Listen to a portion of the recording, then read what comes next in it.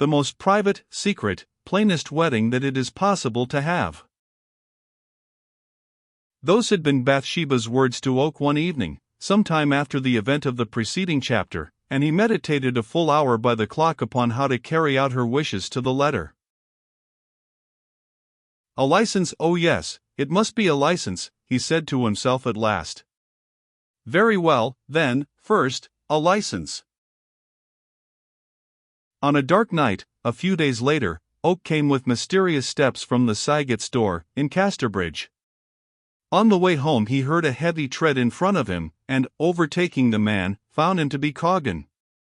They walked together into the village until they came to a little lane behind the church, leading down to the cottage of Laban Tall, who had lately been installed as clerk of the parish, and was yet in mortal terror at church on Sundays when he heard his lone voice among certain hard words of the Psalms, whither no man ventured to follow him. Well, good night, Coggan, said Oak, I'm going down this way. Oh, said Coggan, surprised, what's going on tonight then, make so bold, Mr. Oak? It seemed rather ungenerous not to tell Coggan, under the circumstances, for Coggan had been true as steel all through the time of Gabriel's unhappiness about Bathsheba, and Gabriel said, You can keep a secret, Coggan? You've proved me, and you know. Yes, I have, and I do know. Well, then, mistress and I mean to get married tomorrow morning. Heaven's high tower. And yet I've thought of such a thing from time to time, true, I have. But keeping it so close. Well, there, 'tis no concern of mine, and I wish ye joy o' her. Thank you, Coggan. But I assure ye that this great hush is not what I wished for at all, or what either of us would have wished if it hadn't been for certain things that would make a gay wedding seem hardly the thing. Bathsheba has a great wish that all the parish shall not be in church. Looking at her, she's shy-like and nervous about it, in fact, so I be doing this to humor her. I see, quite right, too, I suppose I must say. And you be now going down to the clerk. Yes, you may as well come with me. I am afeard your labor in keeping it close will be throwed away, said Coggan, as they walked along. Labe Tall's old woman will horn it all over parish in half an hour. So she will, upon my life, I never thought of that, said Oak, pausing. Yet I must tell him tonight, I suppose, for he's working so far off, and leaves early. I'll tell ye how we could tackle her, said Coggan. I'll knock and ask to speak to Laban outside the door, you standing in the background. Then he'll come out, and you can tell your tale. She'll never guess what I want in for, and I'll make up a few words about the farm work, as a blind. This scheme was considered feasible, and Coggan advanced boldly, and rapped at Mrs. Tall's door. Mrs. Tall herself opened it. I wanted to have a word with Laban. He's not at home, and won't be this side of 11 o'clock. He'd been forced to go over to Yelbury since shutting out work. I shall do quite as well. I hardly think you will. Stop a moment, and Coggan stepped round the corner of the porch to consult Oak. Who's t'other man, then? Said Mrs. Tall. Only a friend, said Coggan. Say he's wanted to meet mistress near Churchhatch tomorrow morning at 10, said Oak, in a whisper. That he must come without fail, and wear his best clothes. The clothes will floor us as safe as houses, said Coggan. It can't be helped, said Oak. Tell her. So Coggan delivered the message. Mind, het or wet, blow or snow, he must come, added January 'tis very particular, indeed. The fact is, 'tis to witness her sign some law work about taking shares why another farmer for a long span o' years. There, that's what 'tis, and now I've told Mother Tall, in a way I shouldn't ha' done if I hadn't loved so hopeless well. Coggan retired before she could ask any further, and next they called at the vicar's in a manner which excited no curiosity at all. Then Gabriel went home, and prepared for the morrow. "Liddy," said Bathsheba, "on going to bed that night, I want you to call me at 7 o'clock tomorrow, in case I shouldn't wake." "But you always do wake afore then, ma'am."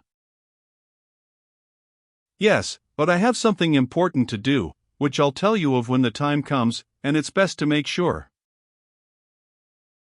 Bathsheba, however, awoke voluntarily at 4, nor could she by any contrivance get to sleep again.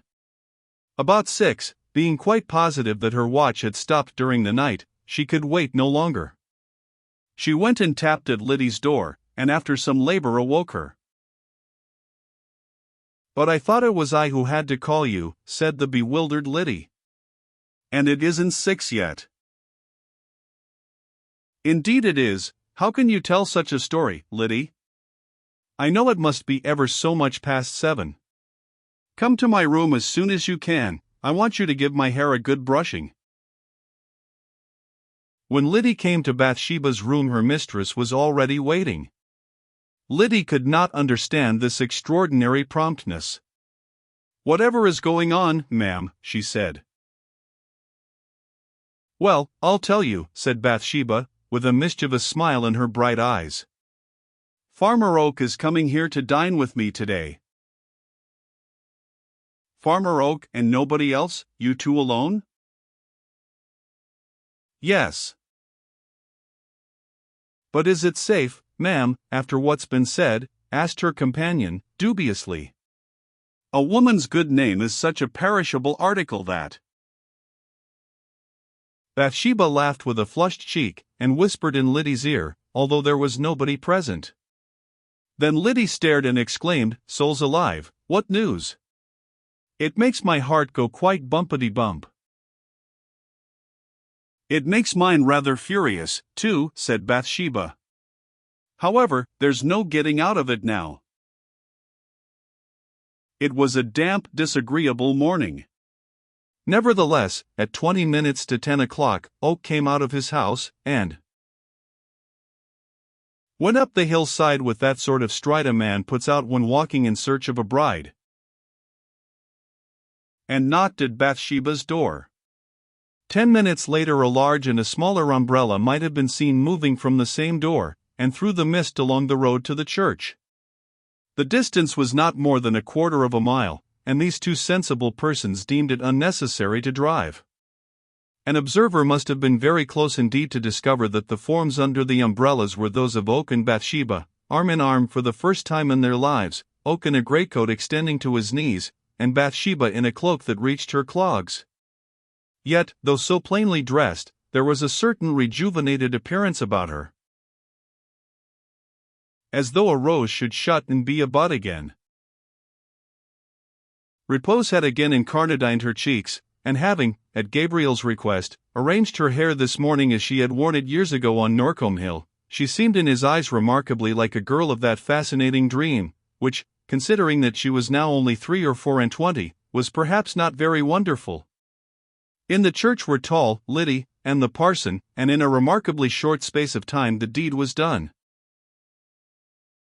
The two sat down very quietly to tea in Bathsheba's parlor in the evening of the same day, for it had been arranged that Farmer Oak should go there to live, since he had as yet neither money, house, nor furniture worthy of the name, though he was on a sure way towards them, whilst Bathsheba was, comparatively, in a plethora of all three. Just as Bathsheba was pouring out a cup of tea, their ears were greeted by the firing of a cannon, followed by what seemed like a tremendous blowing of trumpets, in the front of the house. "There," said Oak, laughing, "I knew those fellows were up to something, by the look on their faces." Oak took up the light and went into the porch, followed by Bathsheba with a shawl over her head. The rays fell upon a group of male figures gathered upon the gravel in front, who, when they saw the newly married couple in the porch, set up a loud hurrah, and at the same moment bang again went the cannon in the background, followed by a hideous clang of music from a drum, tambourine, clarionet, serpent, hautboy, tenor viol, and double bass, the only remaining relics of the true and original Weatherbury band, venerable worm-eaten instruments, which had celebrated in their own persons the victories of Marlborough, under the fingers of the forefathers of those who played them now. The performers came forward, and marched up to the front. "Those bright boys, Mark Clark and Jan, are at the bottom of all this," said Oak. "Come in, souls, and have something to eat and drink. Why, me and my wife?" "Not tonight," said Mr. Clark, with evident self-denial. "Thank ye all the same, but we'll call at a more seemly time. However, we couldn't think of letting the day pass without a note of admiration of some sort. If ye could send a drop of Somat down to Warren's, why so it is. Here's long life and happiness to neighbor Oak and his comely bride." Thank ye all," said Gabriel. "A bit and a drop shall be sent to Warren's for ye at once. I had a thought that we might very likely get a salute of some sort from our old friends, and I was saying so to my wife, but now—" "Faith," said Coggan, in a critical tone, turning to his companions, "the man hev learnt to say my wife in a wonderful natural way, considering how very youthful he is in wedlock as yet, hey, neighbors all? I never heard a skilful old married feller of 20 years standing pipe my wife in a more used note than it did," said Jacob Smallberry. "It might have been a little more true to nater if 'tid been spoke a little chillier, but that wasn't to be expected just now."